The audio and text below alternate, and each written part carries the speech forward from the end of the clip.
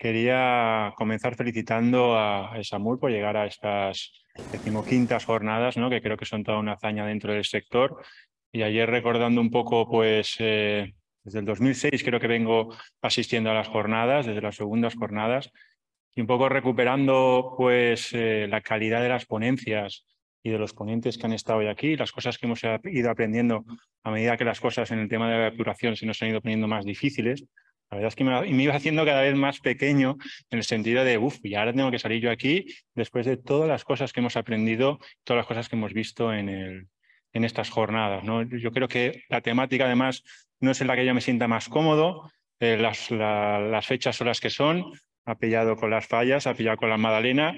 Parece que el único tonto que quedaba para venir a presentar soy yo. Espero estar a la altura y espero que les guste la presentación y el trabajo que estamos realizando en una de las depuradoras de Esamur ahora mismo, en la depuradora de Alguazas.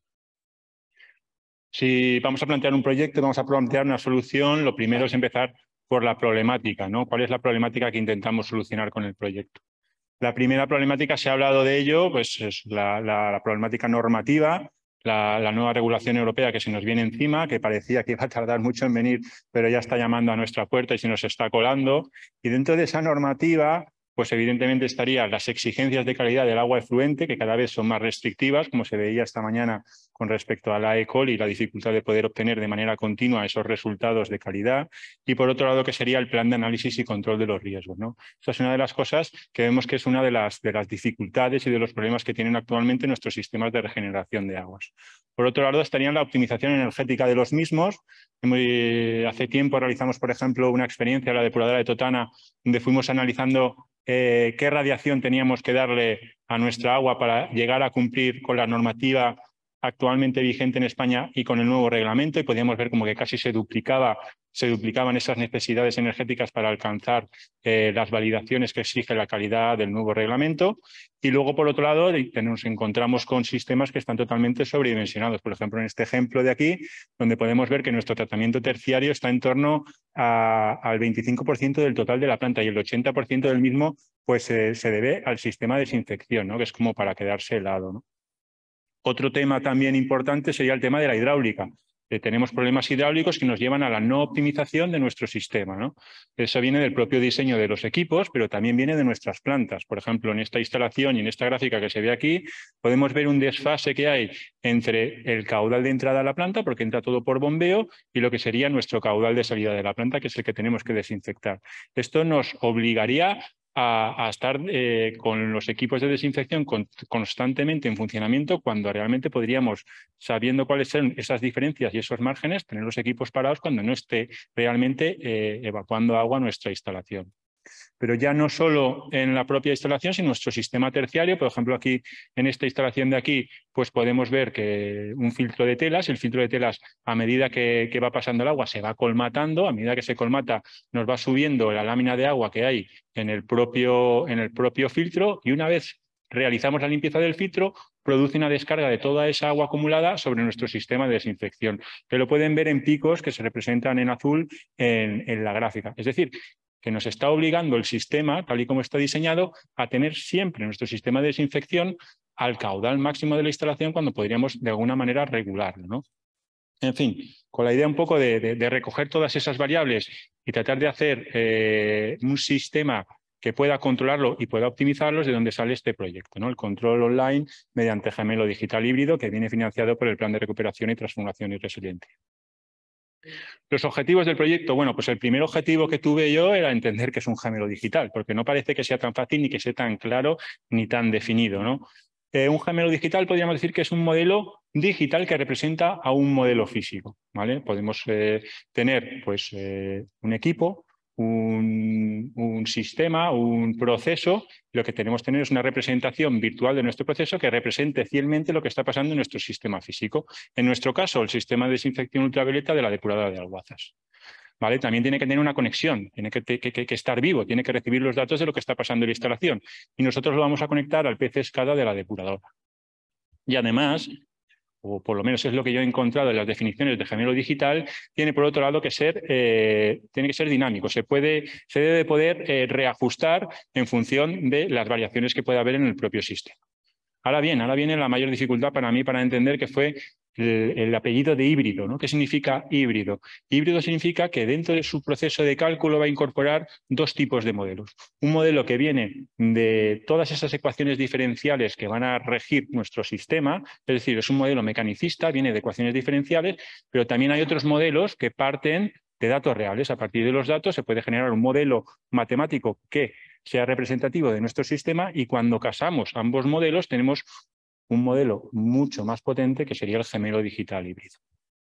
Aquí están los objetivos del proyecto. Si se los leo todos, pues me voy a quedar solo en la sala seguramente, así que he intentado traducirlos a una manera mucho más visual.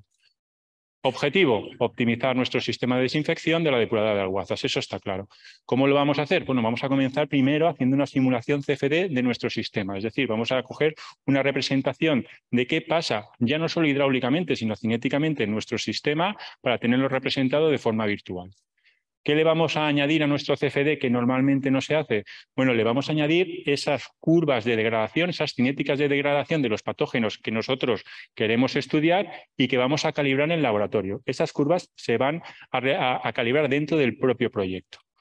Pero además lo vamos a hacer con y sin adición de peróxido de hidrógeno, que no es más que agua oxigenada, que cuando está en contacto con esa luz ultravioleta que hay en nuestro sistema se disocia en radicales hidroxilos y se transforma en una sustancia altamente reactiva. ¿Con qué va a reaccionar? Pues esperemos que reaccione con las paredes celulares de los microorganismos que queremos degradar.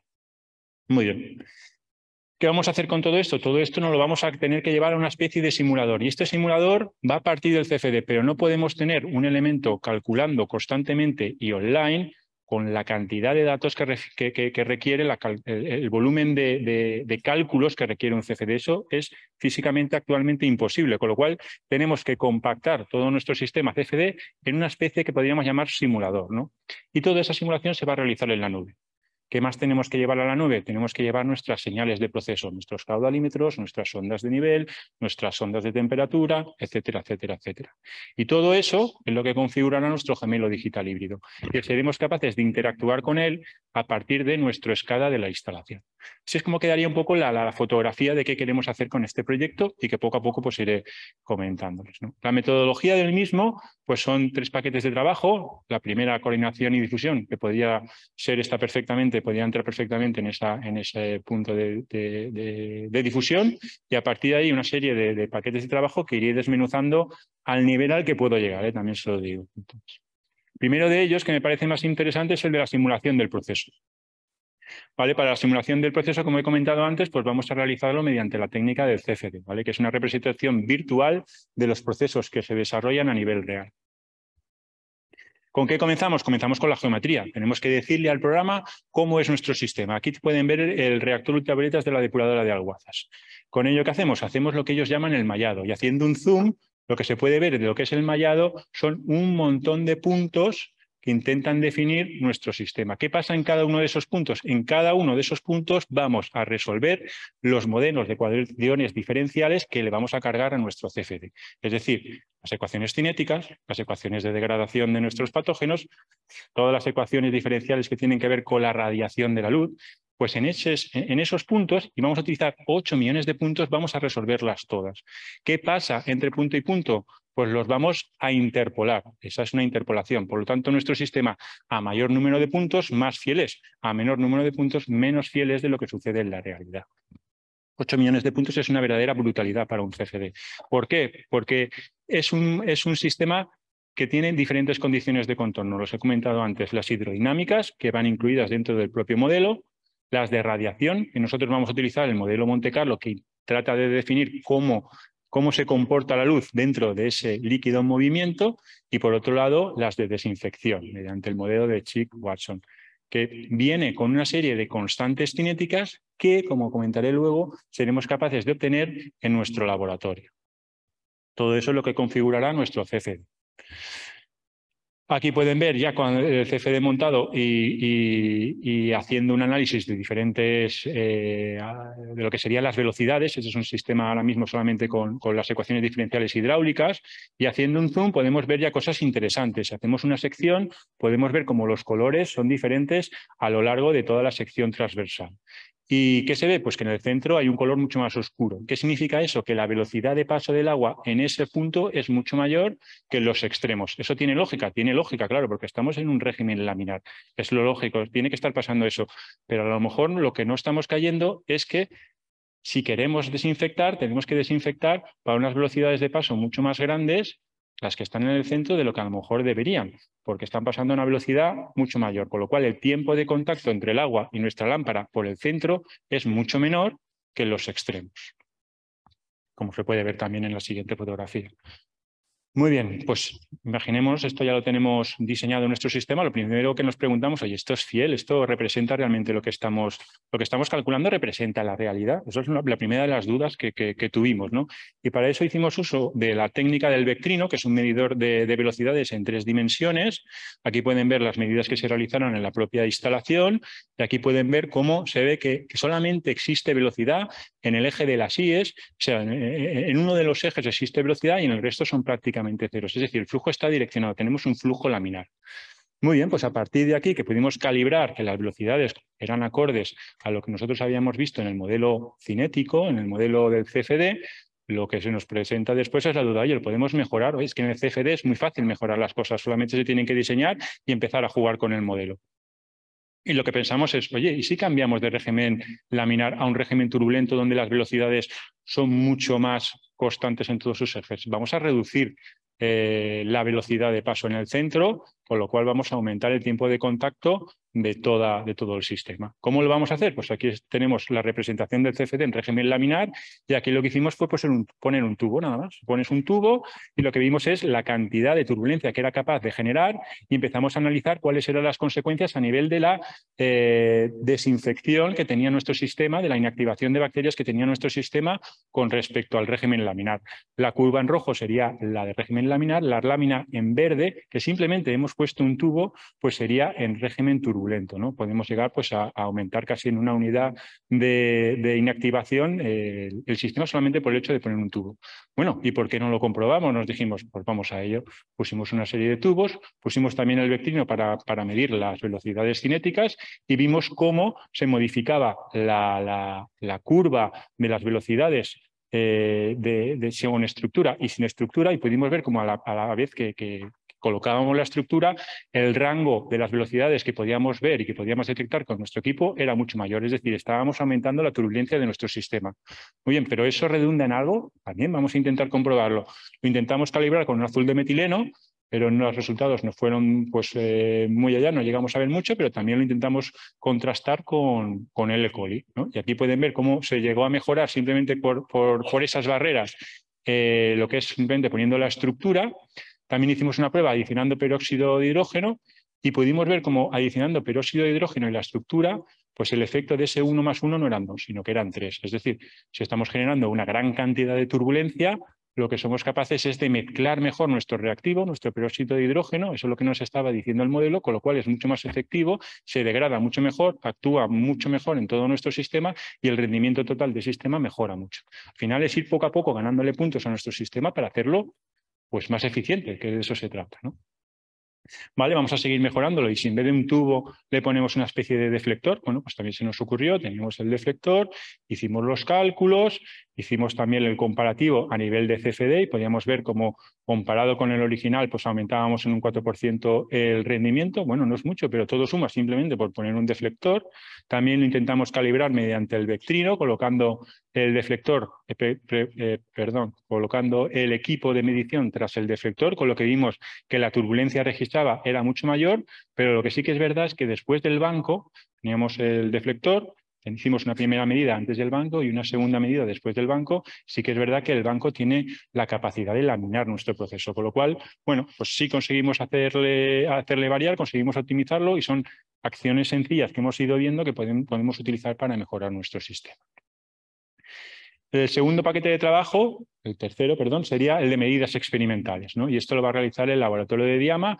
Aquí pueden ver cuál es el equipo de trabajo que tienen a nivel de experimentación, donde, bueno, pues a raíz de una serie de tablas donde tienen unas series de intensidades de luz y unas concentraciones de peróxido de hidrógeno, son capaces de obtener las curvas para los microorganismos que nosotros queremos estudiar. Aquí he mostrado la de los ensayos de los Clostridium perfringens y cómo se ve como a medida que vamos dosificando mayor cantidad de peróxido de hidrógeno, la degradación de las esporas de Clostridium mejora. Con todo esto nosotros obtenemos esos datos, esas constantes cinéticas que luego incorporaremos en nuestros sistemas para que lo simule a nivel de gemelo digital.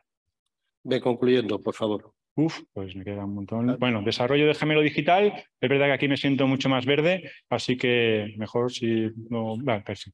Bueno, lo más importante del desarrollo de gemelo digital es cómo hicimos la compartimentación que hemos llamado nosotros. O sea, cómo trasladar ese CFD con ese innumerable mogollón de ecuaciones que tenemos que resolver en mogollón de puntos. Al final lo que tratamos es de llevárnoslo a una especie de simulador, a algo mucho más sencillo que requiera de unos tiempos de cálculo mucho menores y que nos permita interactuar con nuestro gemelo digital. Vale, a mí me lo explicaron así, me quedó muy claro, espero hacerlo bien. Es como coger nuestro sistema y empezar a dividirlo en cajas, ¿no? Y dentro de cada caja, esas ecuaciones diferenciales van a ser constantes. Esos resultados de esas ecuaciones diferenciales van a ser constantes, ¿no? Entonces, pues podemos ir desde donde hay lámparas no las hay, o podemos extraer un módulo de lámparas y decir, oye, pues cada 2 lámparas va a ser nuestro sistema discreto. Y todo eso luego llevado a nuestra escala, en lo que sería un sistema de desinfección ultravioleta, es decidir, bueno, si lo vamos a hacer por lámpara, si lo vamos a hacer por balastro, que es el elemento electrónico que controla nuestras lámparas, si lo vamos a discretizar por módulo, que es un conjunto de 8 balastros, o lo vamos a discretizar por banco, que es un conjunto de 5, o lo vamos a hacer por canal o por canal, ¿no? Al final, estamos todavía viendo a ver a partir de qué punto de discreción vamos a ser capaces de representar fielmente lo que sucede en nuestro CFD, pero todo apunta a que sea probablemente por balastro, porque el balastro tiene la capacidad por sí sola de regular 2 lámparas, con lo cual ya tendríamos la capacidad de con el modelo, decirle cómo tendría que estar operando ese balastro para poder desinfectar al nivel que nosotros queremos. El último paquete de trabajo es el nuevo sistema de control, que lo va a desarrollar Electroingenium, esa conectividad de la planta con el SCADA y de ahí con la nube, donde se realizan ese gemelo digital, esos cálculos. Aquí pueden verlo mejor. Recogemos esas señales que van hacia el SCADA, nos las llevamos a la nube, lo llevamos al simulador y lo devolvemos en forma de respuesta para que podamos interactuar con él en nuestro SCADA, ¿no? Aquí pues me siento todavía mucho más perdido, es donde empiezan todos esos lenguajes de comunicación entre nuestros diferentes elementos, esos lenguajes de lectura de variables, de transferencia de datos y luego la reescritura sobre nuestro SCADA. Al final vamos a tener 2 máquinas virtuales funcionando, la verde y la marrón, la naranja, que serían 2 máquinas virtuales que una cogerá los datos y la otra será la que realice las simulaciones. Un poco más extendido pues sería lo que pueden ver aquí, donde, bueno, pues por un lado la gestión de datos que parten de propios datos del operador o del SCADA, que los vamos a llevar hacia esa segunda máquina virtual, que recogiendo nuestro CFD compartimentado y nuestro modelo de simulación, pues va a recoger esos datos, los va a incluir, nos va a dar una respuesta y nos dará una respuesta de cómo está funcionando nuestro sistema desde un punto de vista de la calidad del efluente y de su optimización energética. Variables que tenemos en consideración, evidentemente el caudal, la turbidez, los sólidos en suspensión. Nos gustaría tener la transmitancia, pero las ondas de transmitancia pues todavía tienen un precio elevado en el mercado y no la hemos incluido en el sistema de control. Tenemos que tener controlado cuándo entra el bombeo, tenemos que tener controlado cuándo se limpia nuestro filtro de telas, como comentaba anteriormente, y todo eso lo que hará que nuestro sistema pueda funcionar de una manera lo más óptima posible. Conclusiones, pues una serie de conclusiones pues mucho más protocolarias, ¿no? Que hablan de las bondades del proyecto, que en fin, que me interesan menos, pero luego pues sí que otra conclusión y otra cosa que vi que me gustaba mucho y partía del blog de Arturo Alverdejo en IAGUA, que hablaba de la inteligencia artificial y de la sabiduría natural del agua, ya que el objetivo de la inteligencia artificial tenía que conseguir que el ciclo urbano del agua se integrase al máximo en el ciclo natural del agua, asegurando la sostenibilidad económica y medioambiental del sistema. Yo creo que este proyecto, por ejemplo, va buscando eso, ¿no? La sostenibilidad económica, medioambiental y de control de los riesgos, como se nos está exigiendo ahora mismo con el nuevo reglamento. Y luego, pues una última conclusión que es un poco pues, más crítica, no porque me vea yo con capacidad de criticar nada, sino simplemente como como lanzando una duda, ¿no?, sobre el tema de la digitalización y cómo nos está impactando a nivel técnico, ¿no?, con ese avance en la rapidez del análisis de los datos, ese avance en la rapidez de la detección de los riesgos y ese control continuo de las instalaciones 24 horas, 365 días al año, pues podían llevarnos a que a lo mejor como personal técnico podríamos estar mucho más contentos, ¿no? Pero ahí empiezo a tener mis críticas en el sentido de que no veo que la digitalización, está claro que facilita el trabajo, nos esté llevando a que tengamos menos trabajo. Tengo la sensación de que todo se acelera, pero la máquina no actúa, el cerebro todavía no está. Tenemos cada vez más datos, nos los gestionan, nos los dan, pero nos los dan constantemente y pueden ser a las 2 de la mañana o pueden ser las 3 de un domingo, ¿no? Y además la máquina no tiene ninguna responsabilidad. Te va a decir, esto está así, tú ya te apañas, tú haz lo que quieras. Creo que hasta que lleguemos el salto, seamos capaces de que la digitalización, la inteligencia artificial, todas esas cosas que hablamos, lleguen a un nivel en el que realmente nos quiten trabajo, queda mucho tiempo, ¿no? Y creo que al final el personal técnico va a acabar más como lo que pueden ver en la imagen ahora mismo que como veíamos antes. Y esto me hizo reflexionar mucho sobre una frase que escuché en la radio que hablaba un comunicador de ciencia que me gustó mucho, que decía que pensé que vería máquinas trabajando como personas y tan solo veo personas trabajando como máquinas. Es una crítica, un mensaje abierto para que lo debatamos, lo podamos hablar y que, bueno, pues, al final hay que aprovechar Pero estos será temas en otra para... comunicación, supongo, ¿no? Bueno, con esto acabo, ¿eh?